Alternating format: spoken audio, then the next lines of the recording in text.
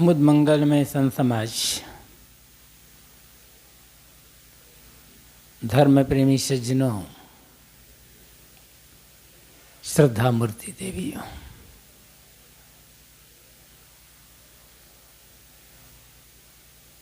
हर आदमी को कहते हैं हम सबको अपने आप से पूछना चाहिए कि मैं क्या चाहता हूं।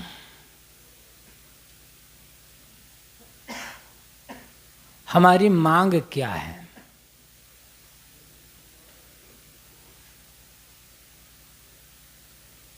मनुष्य मात्र की एक ही मांग है, अखंड सुख की प्राप्ति।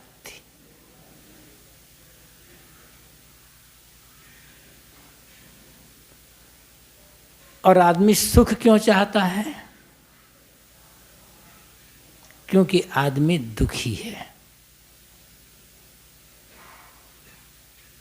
दुख ना होता तो सुख की चाहना ही ना होती। हम सुख की खोज में भटक रहे हैं, हम सुख चाहते हैं,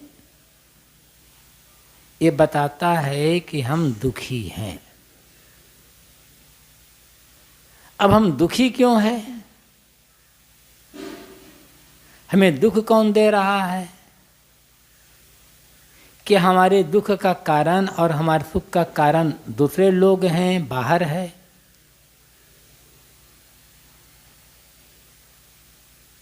ये हमें समझने की आवश्यकता है। यदि हमारे दुख का कारण बाहर है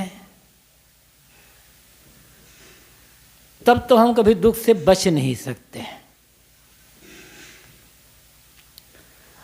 और हमारे सुख का कारण भी बाहर है तो जैसा चाहिए वैसा सुख हमें कभी मिल नहीं सकता। हकीकत यह है कि हमारे सुख और हमारे दुख का कारण बाहर नहीं, भीतर है। हम स्वयं हैं।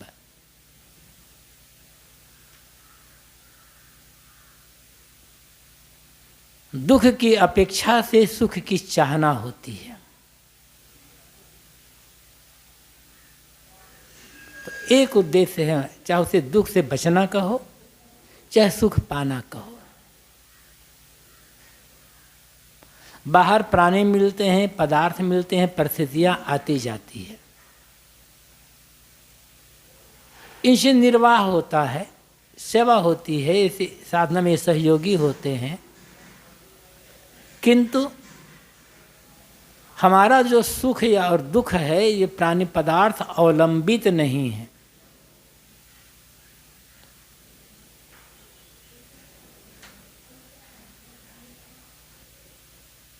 थोड़े में कहें तो मन की जो चंचलता है, मन की बहिर्मुखता, यही दुख का कारण है।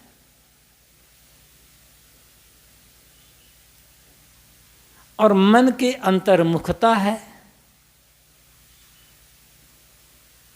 मन का स्थिर हो जाना है,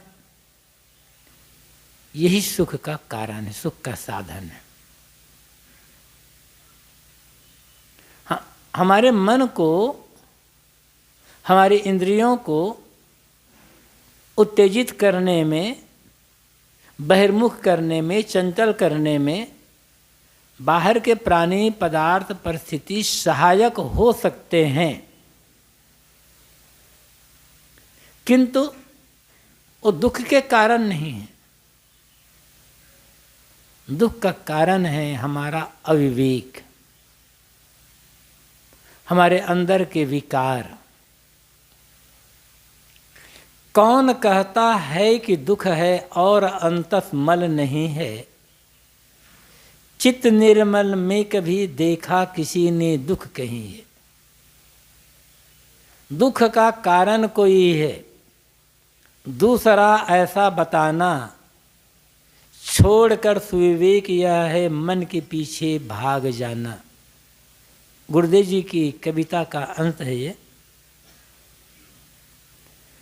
गुरुदेव जी लिखते हैं कि कौन कहता है कि दुख है और अंतस्मल नहीं है। महाराज मेरे अंदर तो कोई विकार, कोई गंदगी, कोई मलिनता है ही नहीं, फिर भी मैं दुखी हूँ, ये कहना ही गलत है। दुख हमारे मन की मलिनता की पहचान है, मन के विकारे होने की पहचान है। जितना विकारी होगा मन उतना चंचल होगा, बहिर्मुख होगा और उतना हम दुखी होंगे। दुख क्या है? दुख एक प्रकार की सड़न है। जहाँ कोई चीज़ सड़ती है वहाँ से दुर्गंध आती है। दुख एक प्रकार वो भी दुर्गंध ही है। कहीं से दुर्गंध आ रही है, इसका मतलब है कि वहाँ कोई चीज़ सड़ रही है। बिना सड़न के दुर्गंध नहीं आएगी। हमारी भूल क्या होती है? दुर्गंध हमें परेशान कर रही है, तो हम दुर्गंध के कारण को खोजते नहीं हैं, उस दुर्गंध को दबाने का प्रयास करते हैं। साफ सफाई कर दिए, ठीक, कोई बात नहीं। अगर बत्ती जला दिए, धूप बत्ती जला दिए, फूल माला रख दिए, प्रसाद रख दिए, कुछ पूजा पाठ भी करने लग गए, तो इससे दुर्गंध दूर थोड़े होगी। खोदना होगा कि कहाँ यहाँ पर आसपास कोई चीज़ सड़ तो नहीं रही है,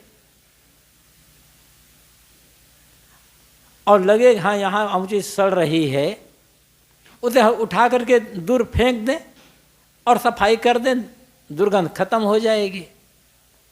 लेकिन सड़ी हुई चीज़ को आप उठाकर फेंकते नहीं हो, उसकी खोज नहीं करते हो और बाकी सब कुछ करते हो, दुर्गंध दूर नहीं होगी। ऐसे ही दुख दुर्गंध है, बस अंदर विकार भरे हुए हैं जो सड़ रहे हैं। विकार कुछ भी का नाम ले लो, उसको अमुक नाम ले आवश्यकता नहीं, किसी भी प्रकार का विकार हो। विकार जितने सड़ते हैं, मन जितना विकारी हो तो उतना दुर्गंध आती है दुख के रूप में। और हम उन विकारों को दूर करने का प्रयास नहीं करते। थोड़ी पूजा कर लिए, थोड़ा पाठ कर लिए, कहीं अगरबत्ती जला लिए, कुछ नाम जप लिए, माला फेर लिए, कथा सुन लिए, कीर्तन कर लिए, गंगा नहा लिए, सब कुछ हो गया। ये सब करना कि गलत है ऐसा मैं नहीं कह रहा हूँ, उचित है ये सब करना। लेकिन वो दुर्गंध कहाँ से आ रही है? पहले ये तो खुश करे। कुछ भी कर ले, जब तक जहाँ से दुर्गंध आ रही है, जो चीज़ सड़ रही है, उसे निकाल कर बाहर फेंकेंगे नहीं, तब तक दुख से बच नहीं सकते। कुछ भी बन जाएं, कहीं भी चले जाएं और कुछ भी पालें, अंदर है दुख, उसे हम दूर नहीं करते। हाँ, बाहर बताओ, कुछ लोग मिलेंगे, कुछ लोग बिछड़ेंगे, कोई चीज़ बनेगी, टूटेगी, फूटेगी, निंदा होगी, प्रशंसा होगी, तमाम चीज़ हो, ये सब तो होता रहेगा। लेकिन निकलेगा क्या? जो हमारे भीतर होगा वो ही निकलेगा। अब भीतर हमने क्या पाल रखा है, ये सोचना होगा। कहते हैं अकबर के दरबार में जो नवरत्न रहते थे, उसमें बीरबल बड़े खुश मिजाज, हमेशा प्रसन्न रहते थे। उन्हें गुस्सा करते, खींचते, दुखी होते देखा नहीं गया। लोग चाहते थे कि किसी प्रकार से बीरबल को गुस्सा लाया जाए, इसे दुखी किया जाए, परेशान किया जाए, लेकिन सफल नहीं होते थे। लोग उपाय खोजते रहते थे। तो कहा जाता है कि एक दिन अकबर का दरबार लगा था।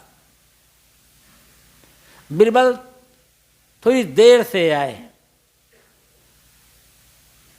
और जैसे ही बीरबल प्रवेश किए दरबार में, उनको देखते ही अकबर ने कहा, आओ सुअर के बच्चे। अब किसी के एकाएक सुअर के बच्चे कह दो तो आदमी तो गुस्सा हो जाता है, और तो बादशाह है। तो अकबर ने बीरबल ने कहा, आओ सुअर के बच्चे। इसको सुन करके, सुनते ही बीरबल ने कहा, हुजूर के मुंह में घुई शक्कर। अकबर तो परेशान, मैंने इतनी बड़ी भी गाली दी, अभी कहते हुजूर के मुंह में घी शक्कर। आश्चर्य हुआ।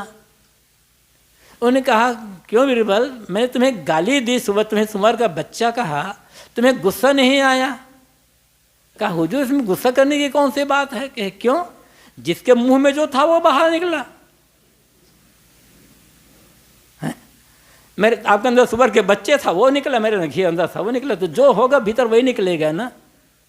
क्या है हमारे भीतर? अमुक के कारण से नहीं। लोग उदाहरण देते हैं, सुना होगा आप लोगों ने, फिर से याद करें। जैसे मेरे हाथ में एक गिलास है, उस गिलास में कुछ भरा है, पानी भरा है, दूध भरा है, जो भी भरा होगा। मैं गिलास में लेकर, हाथ में गिलास लेकर के खड़ा हूं या बैठा हूं, उसमें पानी भरा है। कोई आदमी आकर मुझे धक्का दे दिया और गिलास में जो पानी था वो गिर गया। हम पूछते हैं किसी से, ये पानी क्यों गिरा? तो सीधा उत्तर होता है कि पानी गिरा धक्का के कारण, और धक्का दिया इसलिए पानी गिरा। उत्तर सही है लेकिन पूरा सही नहीं है। आप कहेंगे तो सीधे कि गिलास पानी लेकर के बैठा था, धक्का दे दिया तो गिर गया, लेकिन धक्का देने नहीं गिरा। वस्तुतः गिलास में पानी था इसलिए गिरा। यदि मेरे हाथ का गिलास खाली होता और मुझे लोग धक्का देते तो कुछ गिरता? तो नहीं गिरता। गिरता है तभी जब उसमें था। इसी प्रकार किसी मुझे धक्का दिया, मेरी निंदा किया, कुछ कर दिया, दुख है, दुख भीतर था वो निकल गया। यदि दुख भीतर होता ही नहीं, क्रोध भीतर होता ही नहीं, तो निंदा करने से किसी से वो निकलता कहाँ से बाहर? वो रास्ता खोद रहा था दुख, वो मेरा जो गुस्सा है वो निकल रास्ता खोद रहा था। उन्होंने धक्का दिया एक, चाहे मेरी चीज़ को बिगाड़ करके, पैसे को लूट करके, चाहे निंदा करके, या किसी प्रकार से उन्होंने धक्का दिया। लेकिन हम ये स्वीकार नहीं करते कि मेरे भीतर दुख था या क्रोध था, निकल। हम कहते नहीं, तुमने मुझे ऐसा कहा इसलिए मैं दुखी हुआ। दुख भीतर था पहले से। और दुख क्या कारण है? विकार, चाहे वो क्रोध के रूप में हो, लोभ के रूप में, किसी रूप में हो। जब तक विकार भीतर नहीं होगा तब तक वो सड़ेगा नहीं और दुख आएगा ही नहीं। जब तक हम इसको स्वीकार नहीं करेंगे तब तक दुख से कभी बच नहीं सकते, और सुख की चाहना हमारी कभी पूरी होगी नहीं। तो चाहते थे हम यही हैं, हमें सुख मिले। चाहना गलत नहीं है, हम सुख चाहते, पर यह समझना होगा कि हम सुख क्यों चाहते हैं, क्योंकि दुखी हैं। दुख कहाँ से आता है यह खोज करना होगा, और फिर सुख क्या है ये समझना होगा।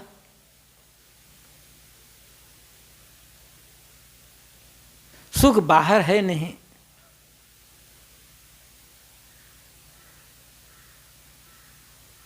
सुख भी भीतर है। दुख की जैसे दुख का कारण भीतर है, वैसे सुख का कारण भी भीतर है।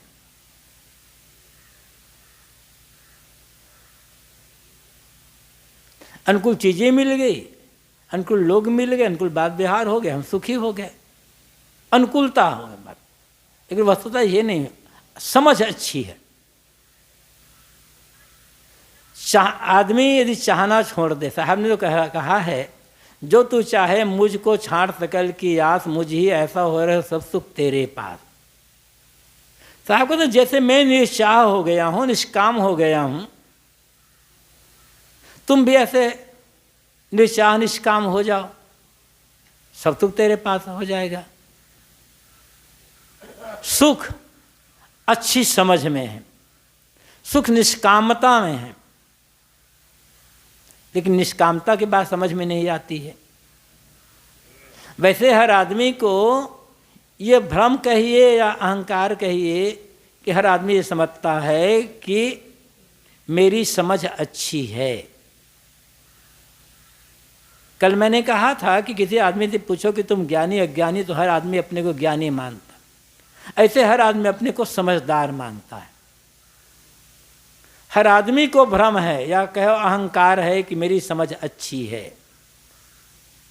लेकिन जो समझदार होगा वो दुखी नहीं होगा। जो समझदार होगा वो सुख का कारण बाहर नहीं खोजेगा, भीतर है। मन की निर्मलता में सुख है, मन की स्थिरता में, एकाग्रता में सुख है। किंतु ये बात समझ में नहीं आती, क्योंकि पकड़ने की आदत बाहर से।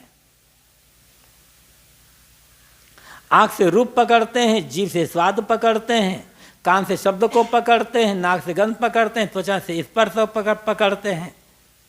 अब बाहर से हम कल्पना को पकड़ते हैं और पकड़ करके चाहते हैं कि हमें सुख मिले। तो जो चीज़ हमारी पकड़ में आ रही है वो तो छूटेगी। वस्तुतः होता क्या है, जब किसी चीज़ की चाहना होती है, कोई भी चीज़ हो, किसी चीज़ की चाहना होती है, चाहना होते ही हमारा मन चंचल हो जाता है, और ये मन की चंचलता से हमें दुख का अनुभव होता है। जरा सोचें, उस चीज़ की जब चाहना आपके मन में नहीं थी, तब क्या आप दुखी थे? तब तो दुखी नहीं थे। एकांत में अकेले बैठे हैं, शांत चुपचाप, कोई दुख नहीं मन में। लेकिन उसी समय कोई चाहना होगी, चाहे किसी से मिलने के लिए चाहना हो, कुछ देखने की चाहना हो, कुछ खाने की चाहना हो, कुछ सुनने की चाहना हो। जैसी चाहना हुई, मन चंचल हुआ, और मन चंचल हुआ तो दुख का अनुभव हुआ। अब लगता है कि जब तक वो चीज़ नहीं मिलेगी तब तक मुझे सुख नहीं मिलेगा। फिर जिसकी चाहना हुई हम उसकी तलाश करते हैं, और तलाश के दरमियान में हम दुख का अनुभव करते रहते हैं। तलाश करते करते वो चीज़ मिल गई। जब चीज़ मिली, चाहे वो स्वाद हो, चाहे देखने का हो, चाहे कुछ भी हो, तो उस चीज़ का हमारी इंद्रियों से संबंध संपर्क हुआ, उपभोग होने लगा। तो उस उपभोग काल में चित्त की चंचलता मिट करके उस उपभोग में मन एकाग्र हो गया। बस उस सुख उस एकाग्रता से आ रहा है, क्योंकि चाहना पूरी हुई, इच्छित पदार्थ मिल गए, इंद्रियां उसमें लग गई, तो चित्त की चंचलता खत्म हो गई। चंचलता खत्म हो गई, सुख का अनुभव होने लग गया। तो वस्तुतः वो सुख उस पदार्थ से नहीं आ रहा है, चित्त की चंचलता खत्म हो करके जो एकाग्रता आई, सुख वहां से आ रहा है। ऐसे आप चित्त को हमेशा एकाग्र करके बना लिए, अपने चित्त को हमेशा एकाग्र बना करके रखिए, निर्मल बना कर रखिए। बिना चाहना के आप सुखी हो सकते हैं, बिना किसी विषय के संपर्क के आप सुखी हो सकते हैं। साहब ने क्यों कहा कि जो सुख पायो राम भजन में सो सुख ना है अमीरी में? ये राम भजन का अर्थ राम राम दोहराना नहीं है, ये राम भजन का अर्थ कुछ नहीं है। राम भजन का अर्थ है चित्त की निर्मलता और अंतर्मुखता।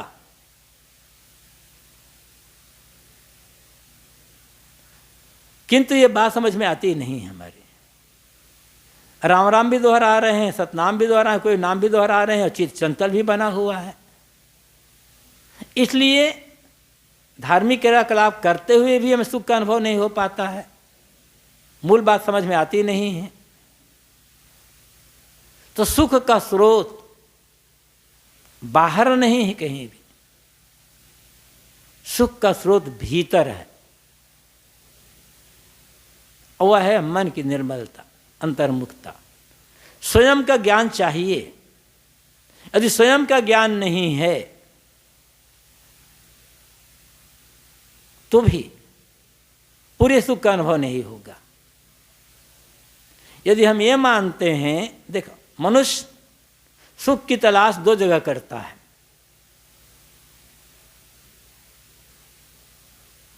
सबसे बड़ा भ्रम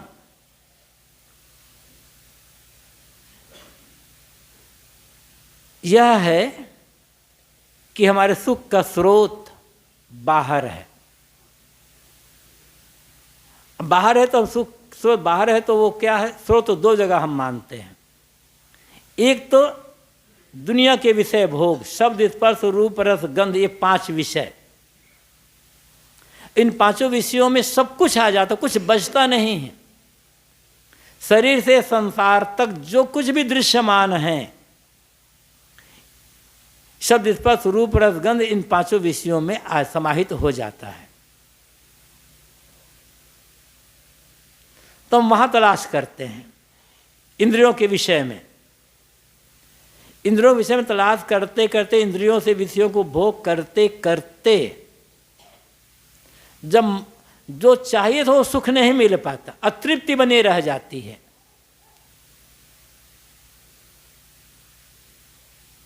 तब हम समझते हैं कि सच्चा सुख ये इंद्रियों को भोग में नहीं, इंद्रियों के विषय में नहीं है। तब कहाँ होगा? तब कहते हैं ऊपर कोई बैठा हुआ है, उसका नाम कुछ भी ले लो, हमसे अलग कोई ऐसा है, सुपर पावर, सुप्रीम सत्ता, अति चेतन, वह है। जितना इंद्रियों के विषयों की आसक्ति भटकाती है, उतना ही यह भ्रम भटकाता है कि ऊपर आकाश में कोई बैठा हुआ है। जब वो मिल जाएगा तब हम सुखी होंगे। और जिंदगी भर आदमी तलाश करते रह जाता है, पुकारते रह जाता है, अनेक प्रकार के साधना त्याग तप करते रह जाता है, लेकिन वो व्याकुलता, वो दुख, वो वियोग की भावना समाप्त नहीं होती। आदमी वैसे के वैसे दुखी। और कहता रहा, कितने लोग कह भी जुड़ते हैं, हे भगवान, आपको पाने के लिए मैंने माता पिता घर द्वार सब कुछ छोड़ दिया और आपके धाम में आ गया, फिर भी आप दर्शन नहीं दे रहे हो। तब तो दर्शन देना, तब तो मुलाकात होगी। लेकिन ये भ्रम दूर नहीं हो पाता। क्यों? क्योंकि स्वयं का ज्ञान नहीं हो पाता है।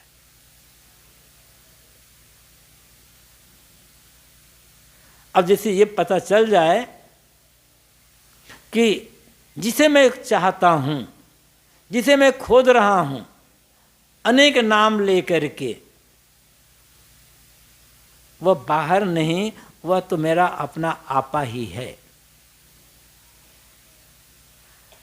ये बात समझ में आ गई कि मेरा प्राप्तव्य मैं ही हूं। चाहे उसे हम राम कहूं, रहीम कहूं, खुदा गाड कहूं, ईश्वर ब्रह्म परमात्मा कहूं, या कुछ और नाम से कहूं, वो मैं ही हूं, मैं ही मेरी मंजिल। जब तक ये निश्चयात्मक बोध नहीं होगा, तब तक भ्रम दूर नहीं होगा, भटकाव दूर नहीं होगा और दुख नहीं मिटेगा। फिर इस निश्चयात्मक बोध के साथ साथ जब निश्चयात्मक बोध हो गया, तब बाहर के जो विषय हैं उनकी आसक्ति मिट गई, फिर दुख का कारण कहाँ रह गया। कुछ लोग ये कहते हैं कि मैं राम हूं, मैं ब्रह्म हूं, मैं खुदा हूं, मैं ईश्वर हूं, परमात्मा हूं। ये तो अहंकार हो गया। हाँ, अहंकार है, लेकिन एक तथ्य की स्वीकृति है। ये अहंकार जब ये बढ़ जाए कि मैं राम हूं, अभी बाकी लोग सब शैतान हैं, तब तो गड़बड़ हो गया। ऐसा नहीं। अहंकार का मतलब यहां पर तथ्य की स्वीकृति, चाहे आप इसे अहंकार कहें, चाहे वास्तविकता से स्वीकृति कहें, लेकिन अर्थ यही होगा। और उपनिषदों में, शास्त्रों में बार बार यही बात ही बताई गई है। किसी को भी पढ़ करके आप देखो, बीच में अनेक प्रकार के भ्रम आ गए। उपनिषदों में बाहर खोजने की बात नहीं है, ठहरने की बात है, जानने की बात है। गीता में ही कहा गया है, उपद्रष्टानुमंता चा भर्ता भोक्ता महेश्वरा परमात्मेति चापयुक्तो देहे अस्मिन् पुरुषः परः। ये बिल्कुल ऐसा लगता है कि जैसे